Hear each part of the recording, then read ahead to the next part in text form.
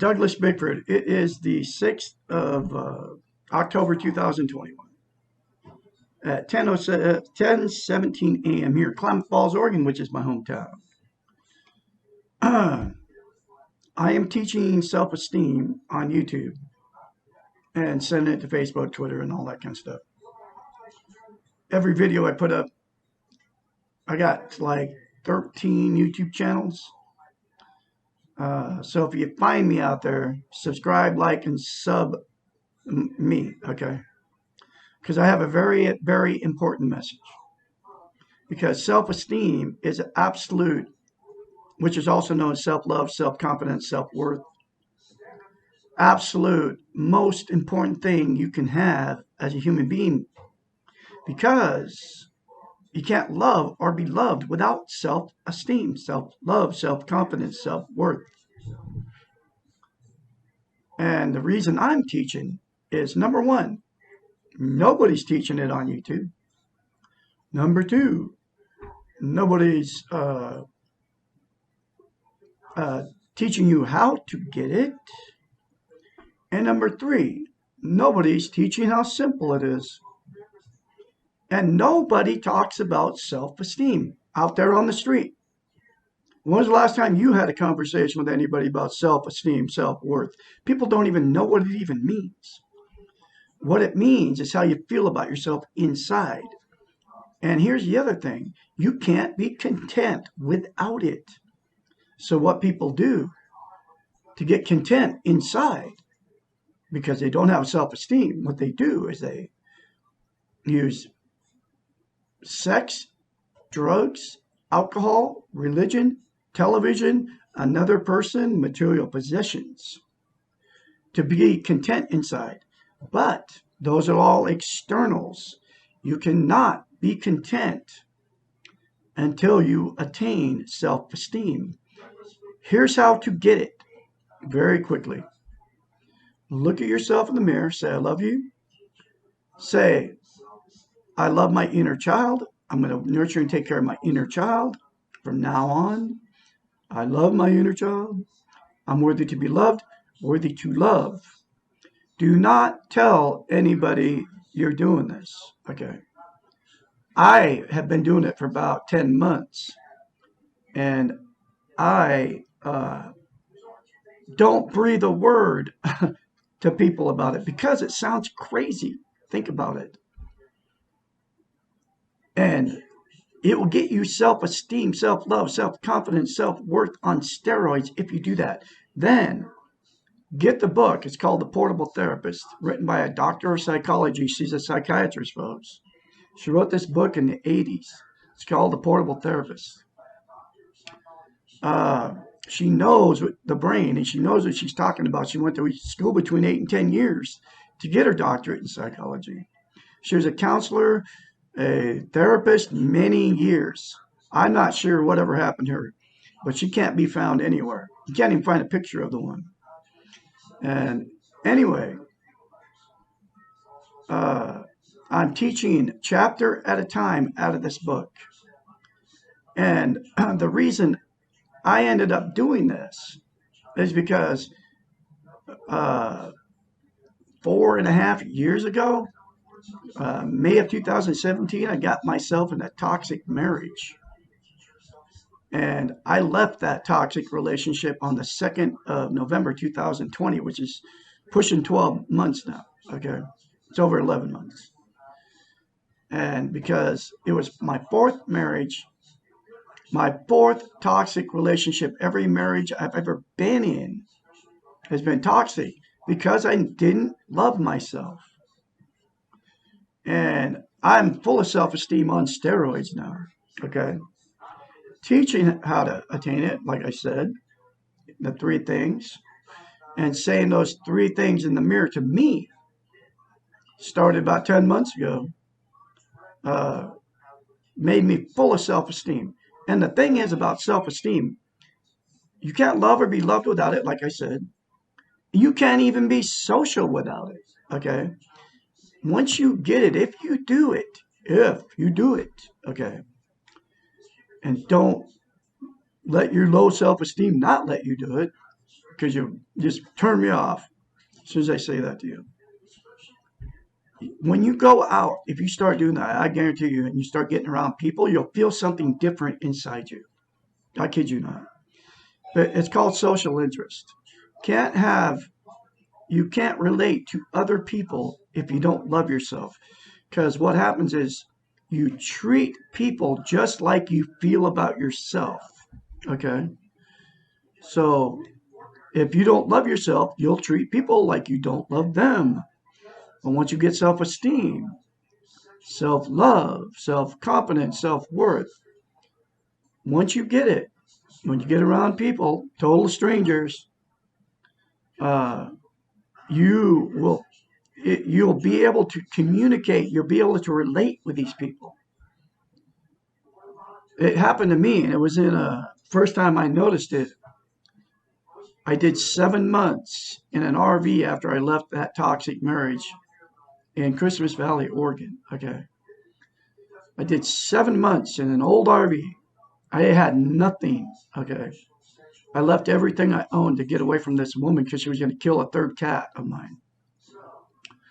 And I attained self-esteem in that 7 months because of this book, Affordable Therapist, and the mirror therapy. I call it mirror therapy.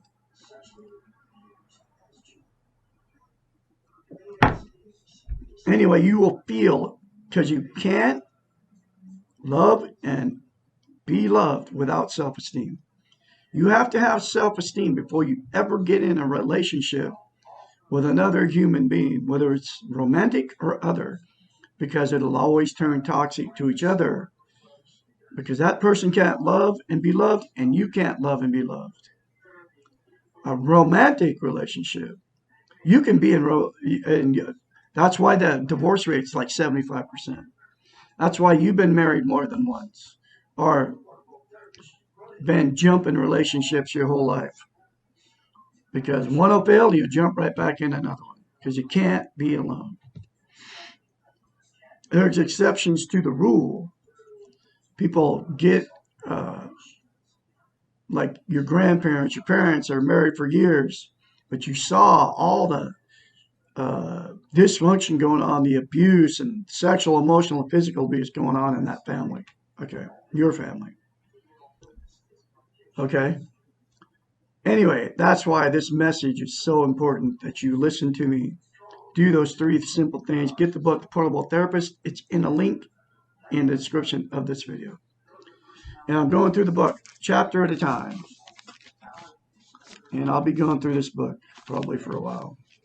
This is my 3rd time. This is chapter 63. It's called, Why Do I Feel So Weak When I Ask for Help? Hot chocolate. I don't drink caffeine anymore. It's a drug, folks. My choice. Why do I feel so weak when I ask for help? One of the great paradoxes of our time is that what looks like strength is really weakness. This is particularly true when asking for help. It takes a lot of courage to admit that we do not know, that we are scared and lost. We have been trained, she calls it trained, I call it brainwashing. And she wrote this book in the 80s, so she figured out that we've been brainwashed, trained, okay? Trained to believe that we have to know that it is wrong to be afraid. We have learned showing feelings is a form of weakness. Men don't cry, women don't show anger, and children should be seen and not heard. We are supposed to be strong, in control, and invincible. We are supposed to rise above our very humaneness. Why? Question mark. All the answers to this are found in the weak ego. We want to look good for others. We want to appear to be something we are not. We want to fool the world. The problem is that fooling the world, we fool ourselves. We lose sight of who we are. And what we really want. It is so much simpler to be what we are, to feel what we feel, and not be afraid of being weak at times. Paradoxically, when we admit our weaknesses, we are showing our strengths. And when we deny our weaknesses, we are exhibiting them. Nobody can be perfect, unlike what the television tells you. Everybody needs help at some time. Not recognizing this is a dangerous illusion. It is an illusion, but a sometimes painful reality that we are ultimately alone and must be responsible for changing ourselves. But we do need guides to help us get on the path, support us, and sometimes encourage us to stay on the path to the center. And that's, I can be your mentor. I can be your guide. I have self-esteem now, full of self-love. I'm not afraid to show my weaknesses. Okay? And I can support you and encourage you along the way. My phone number is 452-232-5238. I'm the absolute only one on the internet saying what I'm saying. The three things: teaching it, how to get it, and how simple it is to get. I've been through it. The change. And you will change if you say those three things to yourself in the mirror. I can help you. It is not a weakness to know we cannot do this alone. It is not a weakness to ask for help. It may be useful to think of our helpers as traffic police. They show us how to go, when to stop, when to proceed safely, but they do not take us where we are going.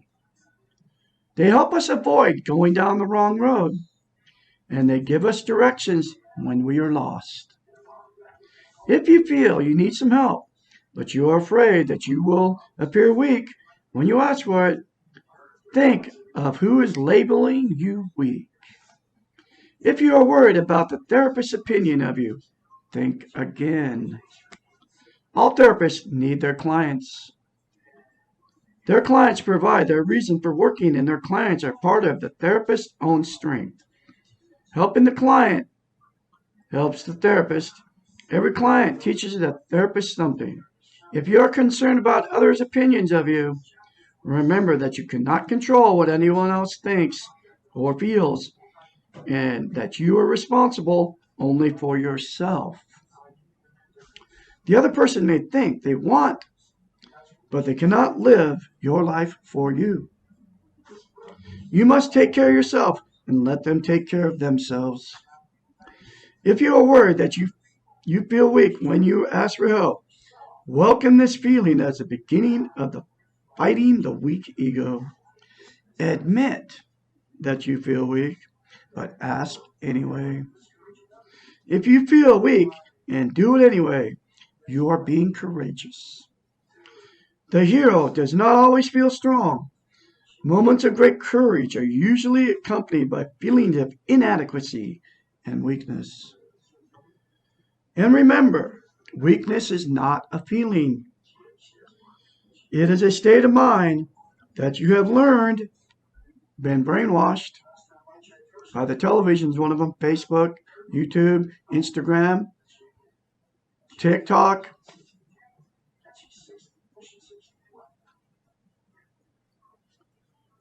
That you have learned. It is a state of mind that you have been brainwashed about, and the model that you have learned from a weak model. Weak in that it is faulty and does not produce balance, self-esteem, or positive method of dealing with life. And those three things in the mirror to yourself will give you self-esteem, folks, just like I said, if you do it. Okay, that's the end of this chapter. I'll have chapter 64 tomorrow. I'm doing a chapter a day. Please like, sub, and share these very important videos. Call me. I can be your mentor when you start going through the change process. I guarantee you, if you do that, folks, you're going to feel a difference in you when you start getting around people. And I'll say it again, do not tell anybody you're doing it. It sounds crazy if you tell people that you're doing that. But you can do it without telling people. That's the bottom line. If you're in a toxic relationship right now, say those things to yourself in the mirror. Do not tell the maniac you're with. Get the book, The Puddle Therapist, start reading it. I guarantee you, it will get you out, give you the strength to get you out of a toxic relationship. I will never be in a toxic relationship again, ever, okay? Because I love myself now, and I will not put my inner child, or myself, or my inner child, or my animals through another toxic marriage, relationship, period. Once you get self-esteem, you'll be able to live by yourself. But you don't have to be alone. You'll find somebody that's healthy. Because you'll attract exactly what you are. That's the way it is. I'm just waiting for mine to show up wherever she shows up at. And I'm not looking because I'm busy, okay, teaching self-esteem, teaching how to love yourself. But I know, because I'm not done with a romantic relationship. I want to be in love. I have a lot to share, okay? Okay, so anyway, I'll give phone number one more time, 458-232-5238. You'll need a mentor. You'll need somebody to encourage you along the way, folks. I'll have more later for you. I'll have a great day out there.